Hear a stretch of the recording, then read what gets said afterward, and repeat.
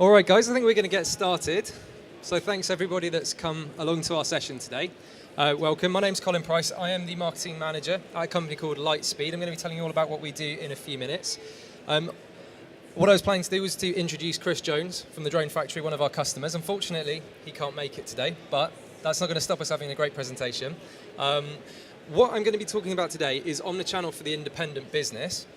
I'm going to be explaining a bit about what we think Omnichannel is at Lightspeed, how it can help independent businesses. I'm going to be sharing with you a really great story about the Drone Factory, an independent business that launched an Omnichannel brand from day one. And we're going to look at some of the learnings from that. Before we get into that, I'm going to be looking a little bit about actually what it means to be an Omnichannel shopper and what it means to be an Omnichannel retail brand, particularly in the independent sector. And before I get started, I'm really interested to know who we've got in the audience. So, hands up, and I'm not going to pick on you, but I am interested to know, any independent retail brands in the room today? Any retailers? Sort of one. Okay, so who else have we got then? Have we got people from software or solutions providers, resellers, agencies, resellers? Excellent, excellent. Any press, any PR? Good, okay, so I don't need to watch what I say then. Don't want to be misquoted. But if everyone here, this presentation is about the independent brands. This is about looking at the retail technology landscape. It's about looking at connecting with your customers on and offline at the same time, but particularly for the independent brands.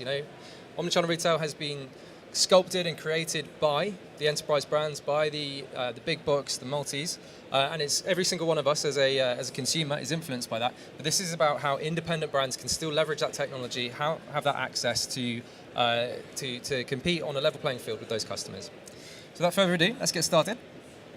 So I'm going to talk a bit about that omnichannel reality. Now again, omnichannel is one of those words that gets bandied around a lot. I think, we're in the omnichannel theatre, so I assume everyone here is at least interested in what the concept of omnichannel is or wants to find out a bit more about it. Yeah? Would anyone like to venture a little bit of a guess on what omnichannel is, a definition? Because I think if you ask 10 different people, you might get 10 different answers. Come on, don't be shy. Anyone? Anyone got an opinion? Omnichannel?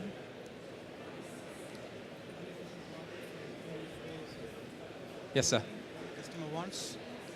Yeah, integrating various ways you interact with the customer and deliver. Yeah, I think I'd agree with that. Omnichannel, if you look at where the origin of the word omnichannel comes from, it is about the all channel. It's like the one channel to rule them all, if you want to use that little Lord of the Rings analogy. It's where in the center of the experience is the customer, and all around them you have integrated, connected sales channels, whether that's your e-commerce, whether that's your internal retail point of sale in your bricks and mortar shops. It might well be your marketplace. Welcome, Malcolm, coming in. Or it could be your social media. But the most important thing is that those channels are connected, that the brand experience is consistent. And let's face it, people don't buy from channels, people buy from brands, right? So you want to make sure that if you are a retailer, the experience for your customer, no matter where they happen to purchase from you, is the same and is consistent. And this for us is all about, that is really what we would define omnichannel as. Connected retail, connected e-commerce, and one platform for our customers to sell to their clients wherever they are. And this is about no compromise. This is why the independent businesses no longer need to compromise. I think there has been a perception in the marketplace that omnichannel is for the big boys. It's for your John Lewis's and your Marks and Spencers and the multis and the big box stores. That really isn't the case anymore. Technology has democratized that playing field. Independent brands, whether you're an independent designer or you run a sporting goods store or a vape shop, you can all be omnichannel as well. You can all sell to your customers wherever they are. You can connect all of your sales channels together so your customer gets that consistent brand experience. And that's what we help our customers to do. A little bit about Lightspeed. So our background is point of sale. The company was set up 12 years ago. We now have 40,000 customers around the world. We've got 9 offices. Collectively, our customers do $15 billion in revenue a year with us. So, we pack a pretty hefty punch. And our customers are all exclusively independent brands as well. So you won't find us working with those big box stores that I talked about before. If you are interested, just a little plug later, we are at stand H3, which is over there. You'll find us Lightspeed logos all over it. So come and say hi if you want to find out a little bit more afterwards. So getting into what it means to be omnichannel, and I think what I'm going to do is I'm going to tell you a little bit of a story here because I've talked a bit about the concept, but when I was sat down with with JP, he's the guy that runs Lightspeed, and we were talking about, well, how can we communicate this concept of omnichannel to our customers and explain it? And I think the best way to do it is to tell it via a story. So I won't pretend this is my story, but this is the way JP he kind of alluded to the concept of omnichannel shopping. And what I want to paint a picture for is how fluid it is to be a shopper nowadays. And put yourself in the shoes of the consumer here. If you own a brand, if you are a retailer, put yourselves and question yourself here. Am I doing these things that allow me to connect with my customers in this way? So here's a little story. So JP, just to give you a little bit of background, he runs a software company. He's the kind of guy who's got a little bit of disposable income. And like all modern consumers, he's quite impulsive.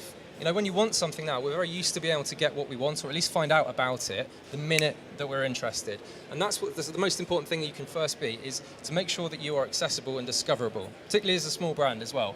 So in JP's case, he thought, you know what? Electronic bikes are cool. I really fancy getting one of those.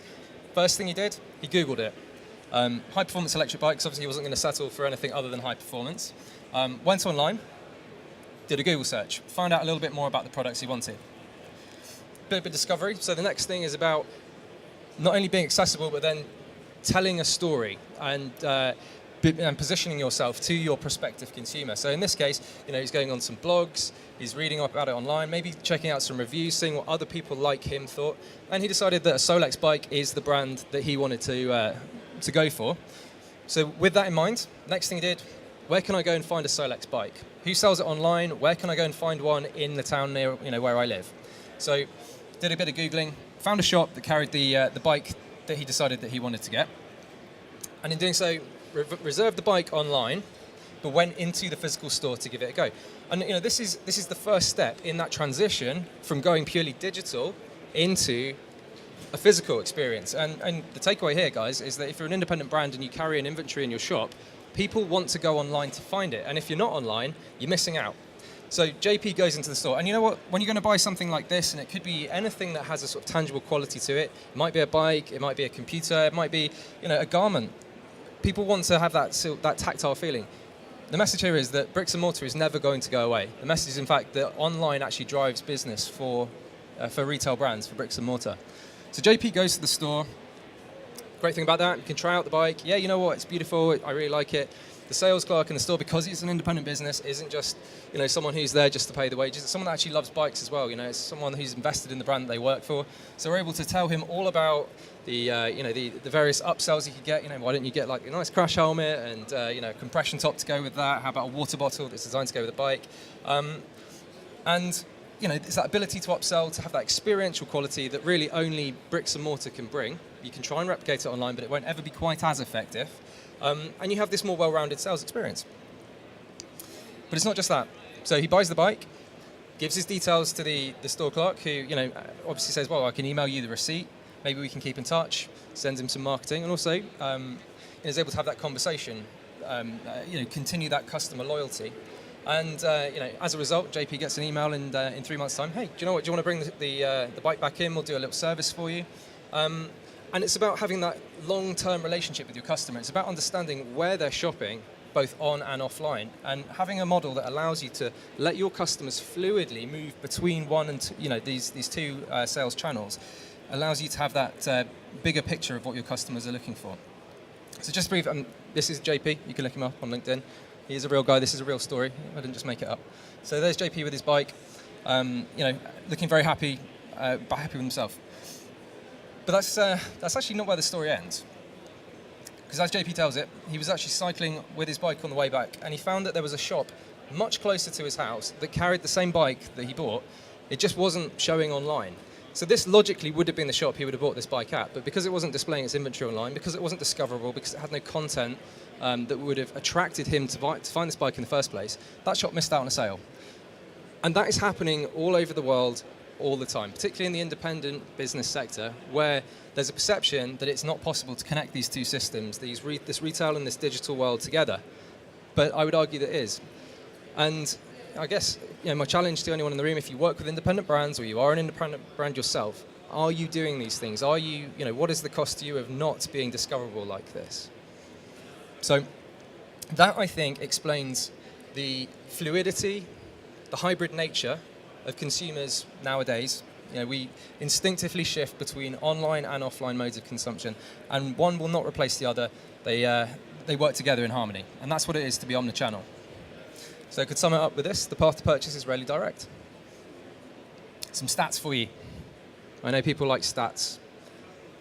So this is all about web rooming. In fact, web rooming is a jargon term, but what it actually means is it's like the inverse of showrooming. And of course, a showroom, if you want to go and buy a car or a sofa, you go down to the shop, you think, oh, this looks really nice, I'll order one and have it delivered to myself. That is the concept of going and trying it before you buy it, getting that hands-on experiential experience.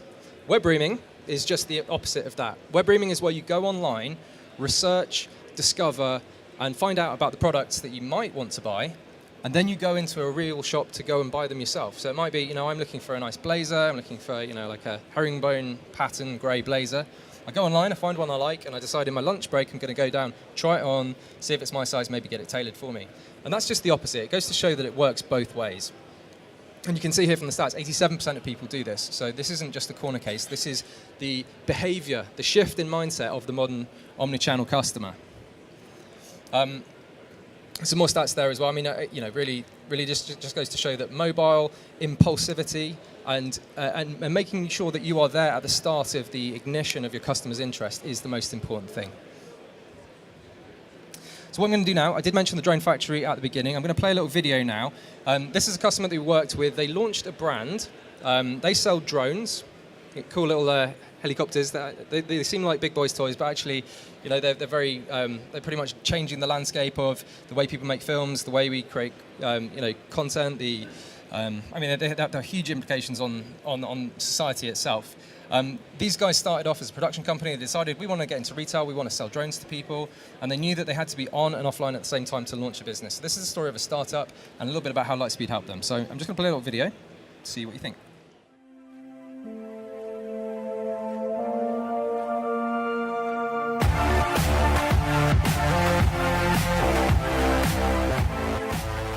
The drone industry is an emerging technology, but we're rapidly getting to the point where drones change our lives. We got into the drone factory from our video production business. We decided that because we had learned so much about them, that we would go into the business of selling them. I thought, let's set something up where people can come in and they can chat to our drone experts in a relaxed way. So we have a combination of expertise combined with the knowledge to repair them. And of course, we need cutting-edge software to run our business. Lightspeed have made it very, very easy to have a very visually pleasing website. Lightspeed has helped us achieve our mission by having a platform that is both e-commerce and retail that integrates into one system. Any stock that's sold in store automatically is deducted off the e-commerce stock, so it gives us more time to focus on the customers, whether they're coming from online or in store. I am a drone enthusiast and I really enjoy working here. We have to cater for a large array of different customers. The one thing they all have in common is they're looking to get airborne. Lightspeed makes the sales process very simple. It's all touchscreen based. You can start off by creating a new customer, adding in their details, take for the payments, and send off a receipt. As the owner of a young emerging business, I need an eye in the sky to give me the information that I need on a daily basis. When we're not in the retail shop or in the office, we can keep an eye on all the analytical information. It makes it simple. I can click on a few tabs and before you know it, I've got all the reports I need. I can check how my sales are doing. I can check my reports. I can see how many customers have been clicking on my website. I don't have to worry about having a dull job or sitting in front of a computer all day. Lightspeed makes your business more flexible and agile. I can just take my business with me and go out and have some fun.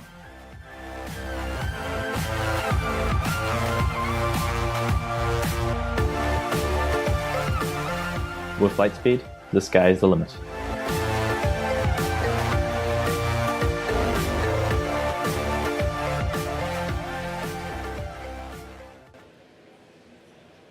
Cool, I hope you like that. Don't know if you noticed, there was a little cameo in that video. I was in there. Don't know if anyone noticed. And to be honest, what's so great about this is these guys, they have a business that involves them being out of the office. It involves them spending time with their customers, doing what they love. I mean, these guys love drones. Maybe that came across in the video. And this is this solution that allowed them to actually spend time out in the field, flying drones, but they could still make sales, they could still check on the health of their business, they could still be connected to the business wherever they were. And it allowed them to grow not only their retail side of the business, but grow online as well. So some takeaways from that. And this is, I guess, why for them Omnichannel was such an investment, why it was so important that they should become Omnichannel. Number one, it's about being more insightful. It's about having that 360-degree view of your customer. So it's very well for you to come in store. We can get some details about you via the point of sale system, but then they can take that information and then they can go and continue to have a conversation and a relationship and a transactional relationship with their customers online as well. So it's really powerful to say, look, you came in store, we know what you bought, we have a profile about you, but then I can see what that customer is doing online as well. I can see what they then went on to purchase. I can see what they're looking at on the website. I can see opportunities to upsell to them from there on. You can take that data, you can segment it, you can push it into your email marketing automation. This is really important, right? So you're not just emailing people, but you're sending them relevant content about the things and the products that you know that they love. And this again goes back to that point I made. This is about the seamless customer experience. This is about the fact that people don't buy from channels, they buy from brands. So the Drone Factory were able to create a really nice looking website that emulated the look and feel of their store, that allowed them to get across their expertise, that allowed them to also build in those visual elements. Because for them it's about the experience. People come to their store so they can go out and they can test and they can fly drones.